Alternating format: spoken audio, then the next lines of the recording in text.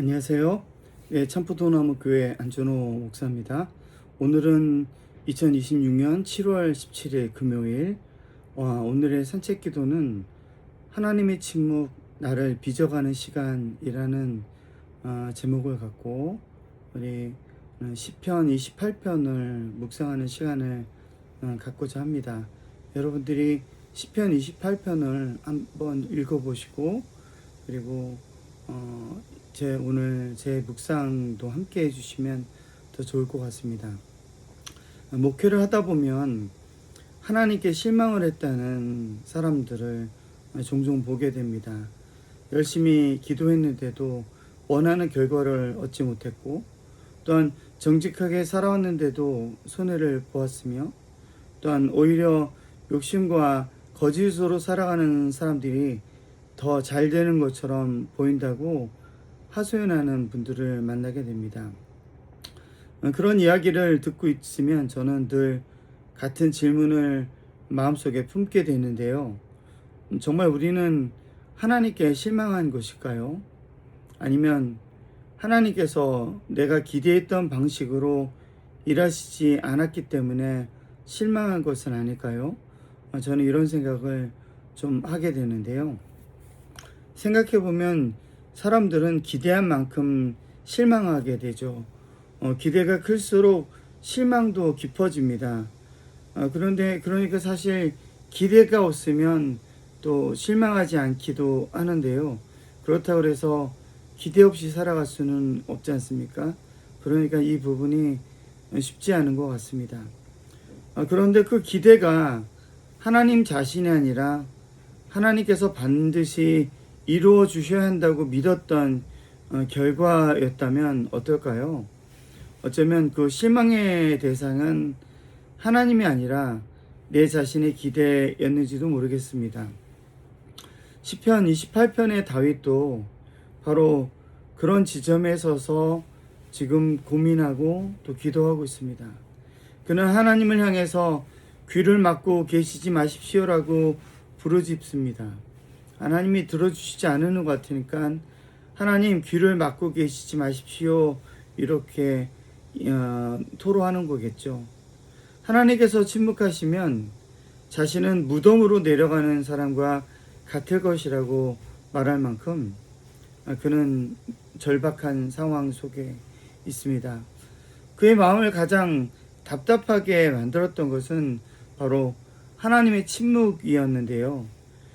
더 정확하게 말하자면 이 악인들이 여전히 형통하는 것처럼 보이는데도 하나님은 아무런 말씀도 하지 않으시고 하나님은 어떤 개입도 하지 않으신다는 것에 대해서 지금 다윗은 토로하고 있는 것입니다.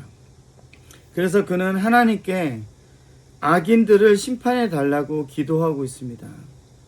여러분, 그런데 이 시편을 끝까지 읽어보면 하나님께서 악인을 벌하셨다는 이야기는 생각보다 그리 많이 나오진 않습니다. 세상이 갑자기 정의로워졌다는 설명도 없습니다. 그런데 이상하게도 다윗은 어느 순간부터 마음을 돌려서 찬양하기 시작하죠. 이 부분이 사실 시편 연구가들에겐 가장 어려운 부분이에요. 막 화를 내고 하나님에게 투정을 부리다가 어느 시점부터 마음이 돌려서 하나님께 찬양하며 감사합니다 이렇게 하게 되는데요. 이건 사실은 기도를 좀 오래 해본 사람들은 충분히 이해할 수 있는 내용이라고 저는 생각합니다. 기도를 하다 보면 하나님에게 투정 부리고 하나님에게 왜 내 기도만 안 들어주세요 라고 하다가도 어느덧 기도하는 가운데 하나님 그래도 여기까지 온 건 다 하나님 뜻입니다. 하나님의 은혜입니다. 이렇게 고백하게 되는 우리 자신들을 보게 되거든요. 그러니까 사실 그런 면에서 저는 이 시편이라는 시편은 너무나도 인간적인 그런 고백들이라고 생각합니다. 그래서 제가 시편을 참 좋아하는데요. 그래서 시편 28편 7절에 보면 다윗은 시편 기자는 이렇게 고백을 합니다. 주님은 나의 힘, 나의 방패시다. 이렇게 하고 있죠. 여러분, 그렇다면 그 사이에 무엇이 달라졌을까요?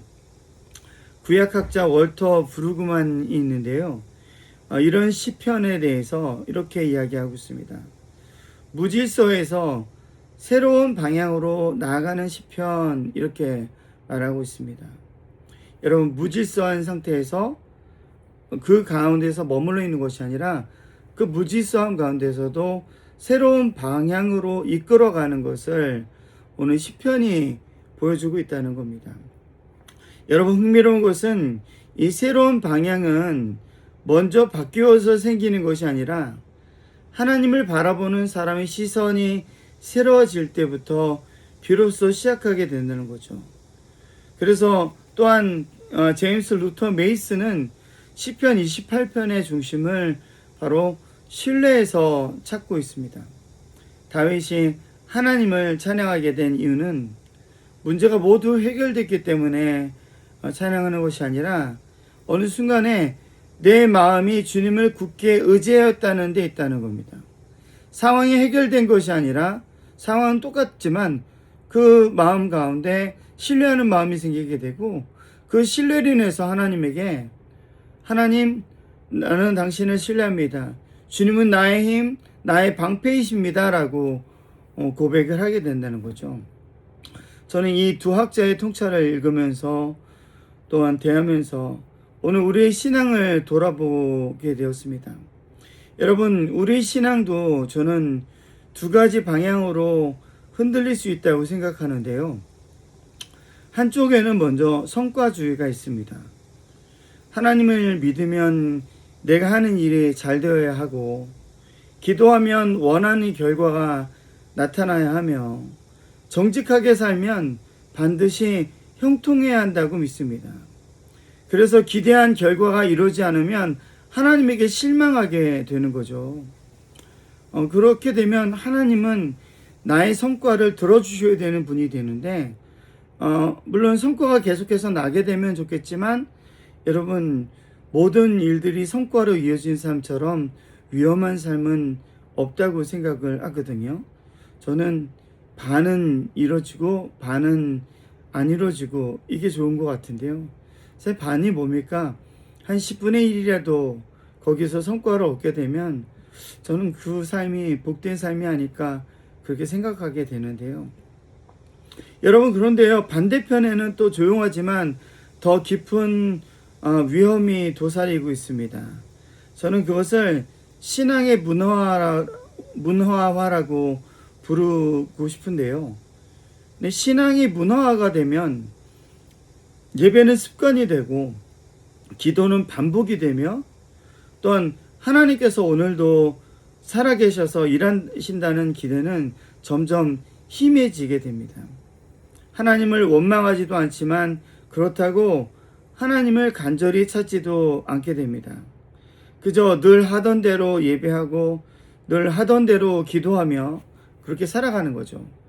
겉으로는 평온해 보이지만 사실은 하나님께 더 이상 살아있는 어떠한 기대를 품지 않는 그런 신앙이 되는데, 사실 그것은 신앙이라기보다는 어떤 습관이 된 것이라고 볼 수가 있는데, 이것이 바로 신앙의 문화화라고 생각을 합니다.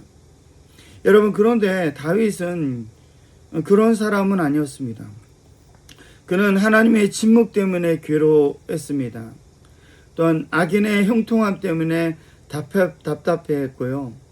또 하나님께 항의할 만큼 하나님을 기대했고, 또 부르짖을 만큼 하나님을 신뢰했습니다.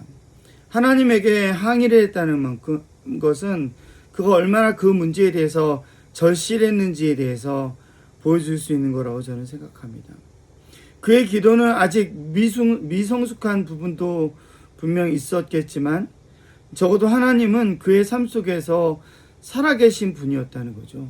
전 그래서 시편이 참 좋아요. 있는 그대로 정화되지 않은 상태로 자기 자신을 토로하게 되는 거죠. 여러분, 그런데 하나님은 그의 기대를 그대로 왜 이루어지지 않으셨을까요? 왜 하나님은 사람들의 기대를 들어주시지만은 않을까요? 저는 하나님께서 악인을 심판하는 일보다 더 중요한 일을 하셨기 때문이라고 생각하게 되는데요. 이 시편 기자에서 제일 많이 토로하는 것이 왜 하나님 악인을 그대로 내버려 두십니까? 악인들이 저렇게 성공하고 잘 나가는데 오히려 의인들은 너무나도 고통스러운 삶을 살아가는데 왜 하나님 저 악인들을 벌하지 않으시는 겁니까? 이렇게 이야기하면서 하나님의 침묵에 대해서 항의하는 거죠. 그런데 여러분, 하나님은 악인을 심판하시는 것보다 더 중요한 일을 하고 계셨다는 거죠. 그것은 바로 하나님의 침묵의 시간은 악인을 무너뜨리는 시간이 아니라 다윗을 하나님의 사람으로 빚어가는 시간이었다는 거죠. 전혀 다릅니다. 오히려 사람의 입장에선 하나님이 악인을 심판해달라고 이야기를 하고, 또한 다윗도 악인과 싸우면서 악인이 넘어지기를 바라는 거죠. 악인이 없다면 어땠을까요? 아마 어쩌면 다윗은 하나님을 그렇게 간절하게 찾지 않았을 수도 있지 않을까요? 어쩌면 자기의 힘만을 믿으면서 살아가게 되지는 않았을까요? 그런데 악인이 번성한 것 때문에 오히려 자신의 길이 막히고 의인들이 고통을 당하게 되니까 그 가운데서 이 다윗은 끊임없이 사유하게 되고 끊임없이 기도하게 되고 하나님께 토로하게 되는데, 그 시간이 바로 하나님이 다윗을 하나님의 사람으로 빚어가는 시간이 되었다는 거죠. 그래서 여러분, 다윗의 기도가 달라지게 됩니다. 처음에는 그저 악인의 심판을 구하던 다윗이 마지막에는 이렇게 기도하게 됩니다. 주님의 백성을 구원하여 주십시오. 영원토록 그들의 목자가 되시어 그들을 보살펴 주십시오. 이렇게 고백하고 있습니다. 여러분, 침묵 속에 바뀐 것은 세상이 아니라 바로 다윗이었습니다. 하나님은 그의 분노를 키우지 않으셨습니다. 오히려 그의 믿음을 빚으셨죠. 그래서 하나님께서는 악인을 없애는 방식이 아니라 다윗을 더욱더 하나님의 사람으로서 강화시키는 방식으로 하나님께서는 일하셨다는 겁니다. 여러분 알다시피 저는 오랜 시간 동안 커피를 로스팅 하는 일을 해왔는데요. 이 생두는 불을 통과하기 전까지는 커피가 아닙니다. 그저 단단하고 무겁고 이 푸른빛을 띠고 있는 그런 생두에 불과한 거죠. 생두였을 땐 어떤 맛과 향이 없습니다. 그러나 이 생두가 뜨거운 불을 만나게 되면 그 안에 있던 수분이 조금씩 빠져나가는데요. 이 로스팅이 끝나게 되면 처음보다 약 15%에서 20%까지 가벼워지게 됩니다. 겉으로 보면 잃어버린 것이 더 많아 보이는데요.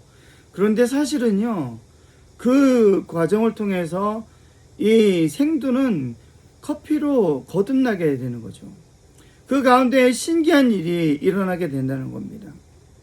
수분이 빠져나가면서 생긴 그 빈 공간을 자신의 몸을 태우면서 만들어진 그 향과 이 맛이 가득 그 빈 공간을 채우게 된다는 거죠. 뭐 가스 형태로 채우게 될 텐데요. 이 불은 커피를 망가뜨리는 것이 아니라 이 불은 이 커피를 새롭게 거듭나게 한 것이며 또한 커피를 완성시키게 된 고난이라는 거죠. 저는 이 모습을 볼 때마다 하나님 된 사람도 그렇지 않을까 생각을 하는데요. 참고로 저희 커피가 마시는 이유는 저희가 좀 더 강하게 볶습니다. 그래서 다른 업체들보다 수분 함유량이 좀 더 적습니다. 그 얘기는 그만큼 더 많은 맛과 향을 그 안에 담았다는 얘기가 되는데요.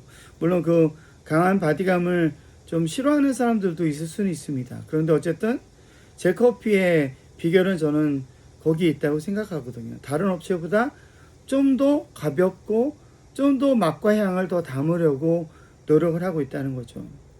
여러분, 저는 이 일을 통해서 하나님의 사람도 그렇지 않을까 하는 생각을 하게 됩니다. 우리도 인생의 뜨거운 시간을 지나면서 우리 많은 것을 내려놓게 됩니다. 자신감도 잃게 되고 또 나의 생각과 계획도 내려놓게 되고 때로는 눈물과 자존심까지 태워야 하는 시간을 만나게 됩니다. 하나님의 침묵은 그 시간을 더욱 길게 느껴지기도 합니다. 그런데 여러분, 하나님께서는 우리를 태워 없애시는 분이 아니라 우리를 빚어가시는 분이심을 고백하게 되는 우리 모두가 되었으면 좋겠습니다. 우리 안에 가득 차 있던 헛된 기대와 욕심을 조금씩 비워내시고 그 빈자리를 하나님의 향기로 가득 채워 가신다는 거죠. 사랑으로 또 인내로 온유함으로 그리고 우리 삶 가운데 감사로 채워 가신다는 거죠. 심지어 커피도 어떻습니까? 이 불을 통과하면서 이 새로운 향과 맛과 멋을 품게 된다면 하나님의 형상대로 지음받은 우리는 또한 어떻겠습니까? 여러분, 오늘도 하나님의 침묵 속을 지나고 있다면 여러분 너무 빨리 낙심하지 않으셨으면 좋겠습니다.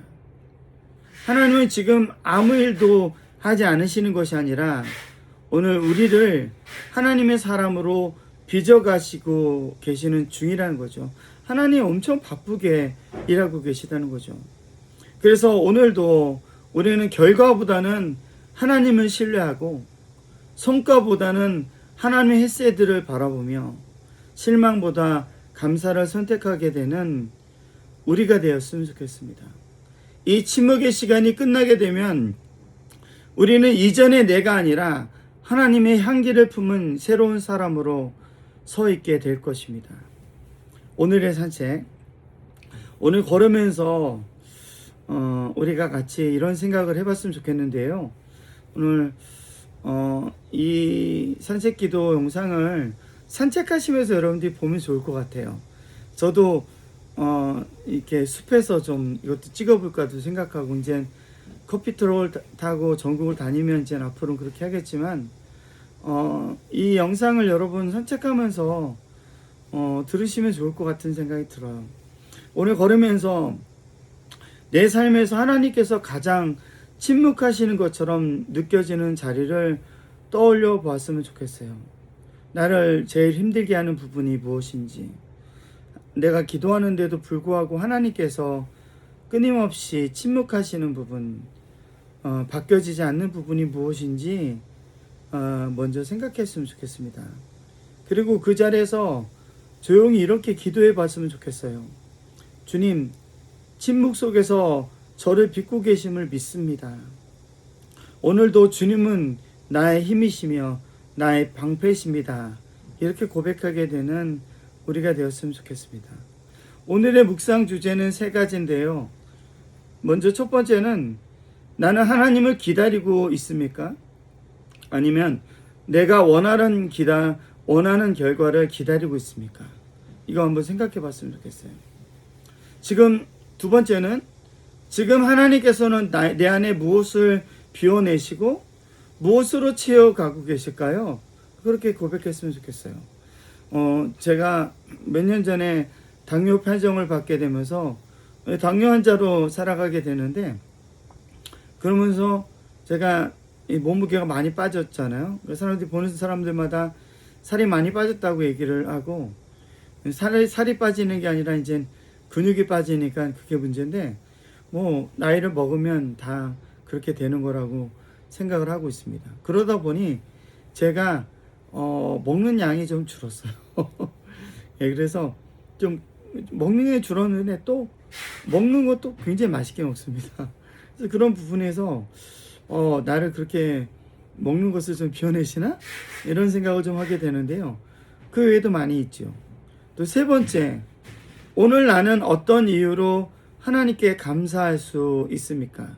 여러분, 오늘 우리가 이렇게 실망하는 것은 감사하지 못하는 것은 실망하기 때문인데요. 그 실망하는 이유는 하나님께서 침묵하시기 때문이라고 저는 생각을 합니다. 그러니까 사실 우리가 이 공허한 시간들을 건너기 위해서는 우리한테 새로운 패러다임이 필요한데 전 그것은 감사라고 생각합니다. 내 삶에 감사할 부분이 정말 많거든요. 나는 어떤 이유로 지금 이런 어려운 순간 마치 이 생두가 이 뜨거운 불 속에서 달궈지는 것 같은 그 시간 동안 나는 어떻게 감사할 수 있을까를 오늘 생각하게 되고 또 발견하게 되는 우리가 되길 바랍니다. 기도하겠습니다. 사랑의 하나님, 주님의 침묵이 길게 느껴질 때가 있습니다. 기도해도 아무 일도 일어나지 않을 것 같고 세상은 여전히 불공평해 보일 때도 있습니다. 그러나 오늘 시편 기자를 통해 다시 배우게 하시니 감사하옵나이다. 주님의 침묵은 저를 버리신 시간이 아니라 저를 하나님의 사람으로 빚어가는 시간이었음을 믿습니다. 헛된 기대를 내려놓게 하시고 성과보다 주님의 햇새들을 신뢰하게 하소서. 제 안에 남아있는 욕심과 두려움을 비워내시고 그 빈자리를 주님의 사랑과 감사로 채워주옵소서. 오늘도 주님은 나의 힘이시며 나의 방패이십니다. 그 믿음으로 침묵의 시간을 지나 마침내 주님의 향기를 품은 사람으로 살아가게 하옵소서. 예수 그리스도의 이름으로 기도합니다. 아멘. 네, 오늘도 저와 함께 해주셔서 감사드립니다. 오늘 하루 행복한 하루 보내시길 바라겠고요. 또 오늘 우리 같이 일하는 최송화 청년 초이초가 리오픈하는 날입니다. 박수 축하하고요. 네, 그곳도 잘 되길 번창하길 바랍니다. 우리 교우들도 많이 축하해 주시고 시간이 되시는 분들은 오셔서 꽃 하나라도 또 이렇게 사서 오셔서 또 축하해 주시고 그러면 참 좋겠다는 생각을 하게 됩니다. 여러분 오늘 하루도 좋은 하루 되시고 저는 내일 다시 뵙도록 하겠습니다. 감사합니다.